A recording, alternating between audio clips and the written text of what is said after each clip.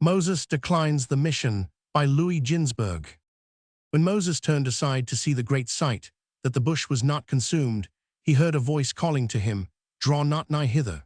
These words were to convey that the dignity to be conferred upon him God intended for Moses personally, not for his descendants, and further he was warned not to arrogate honors appointed for others, as the priesthood, which was to belong to Aaron and Aaron's descendants, or royalty, which was to appertain to David, and the house of David 1:2-1. Again the voice spake, "Put off thy shoes from off thy feet, for the place whereon thou standest is holy ground." These words conveyed the desire of God that he cut asunder every bond uniting him with earthly concerns. He was even to give up his conjugal life. Hereupon the angel Michael spoke to God, "O Lord of the world, can it be thy purpose to destroy mankind? Blessing can prevail only if male and female are united, and yet thou biddest Moses separate from his wife." God answered, saying, "Moses has begot children, he has done his duty toward the world. I desire him to unite himself now with the Shekinah, that she may descend upon earth for his sake." God spake furthermore, addressing Moses, "Thou seest only what is to happen in the near future, that Israel is to receive the Torah on Mount Sinai. But I behold what cometh after, thou the people will worship the steer, the figure of which they will see upon my chariot, even while my revelation will be made on Sinai. Thus they will excite my wrath. Nevertheless, though I know all the perverseness of their hearts, wherein they will rebel against me in the desert, I will redeem them now, for I accord unto man the treatment he merits for his present actions, not what he will deserve in the future. I promised their father Jacob, I will go down with thee into Egypt, and I will also surely bring thee up again. And now I will betake myself thither, to bring Israel up in accordance with my words unto Jacob, and bear them to the land I swore unto their fathers, that their seed should inherit it. So long as the time of affliction that I had appointed unto his seed in my revelation to Abraham was not past, I hearkened not to the supplication and the groaning of his children, but now the end hath come. Therefore go before Pharaoh, that he dismiss my people.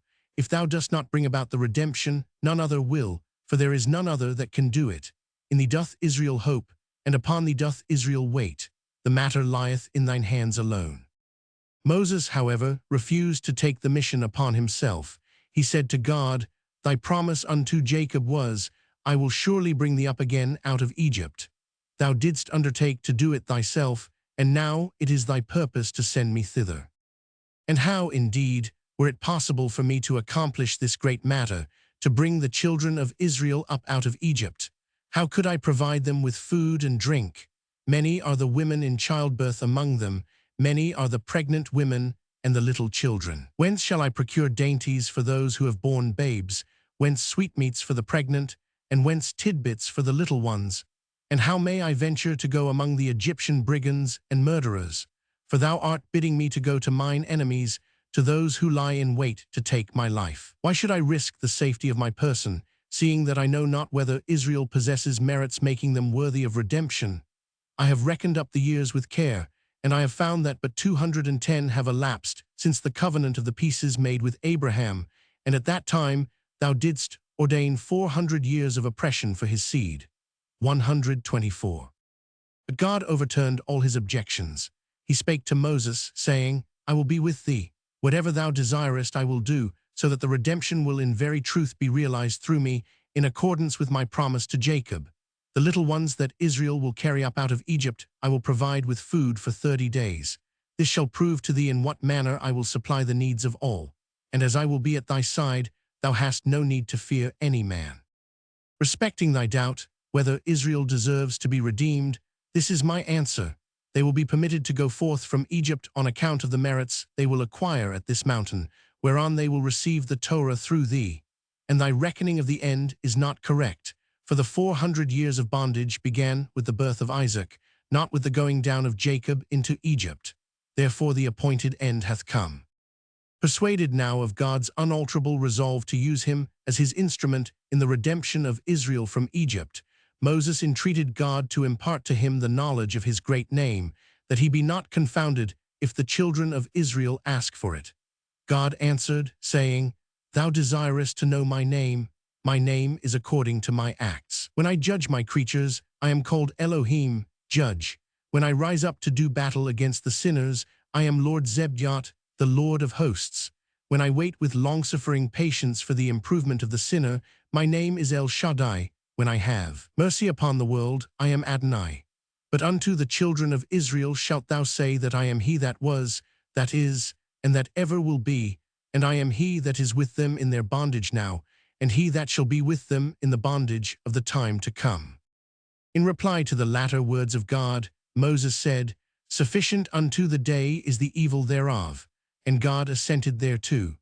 He admitted that it was not proper to force the knowledge of future suffering upon Israel in a present that was itself full of evil and sorrow. And the Lord said to Moses, My words about the future were meant for thee alone, not also for them. Tell the children of Israel, besides, that at my behest an angel can stretch his hand from heaven and touch the earth with it, and 3 angels can find room under one tree, and my majesty can fill the whole world. For when it was my will, it appeared to Job in his hair, and again, when I willed otherwise, it appeared in a thorn bush. But the most important communication from God to Moses concerning the divine names were the words to follow. In mercy I created the world, in mercy I guide it, and with mercies I will return to Jerusalem. But unto the children of Israel thou shalt say that my mercy upon them is for the sake of the merits of Abraham, Isaac, and Jacob. When Moses heard these words, he spoke to God, saying, Are there men that transgress after death? And when God assured him that it was not possible for the dead to sin, Moses asked again, Why then is it that thou didst reveal thyself to me at the first as the God of my father, and now thou passest him over? Whereupon God said, In the beginning it was my purpose to address thee with flattering words, but now thou hearest the whole and exact truth. I am only the God of Abraham, the God of Isaac, and the God of Jacob.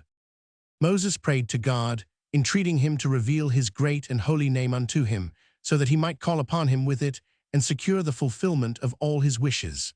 The Lord granted the prayer of Moses, and when the celestials knew that he had revealed the secret of the ineffable name, they cried out, Blessed art thou, O Lord, gracious giver of knowledge. 129. God is always regardful of the honor of the elders of a people, and he bade Moses assemble those of Israel and announce the approaching redemption to them.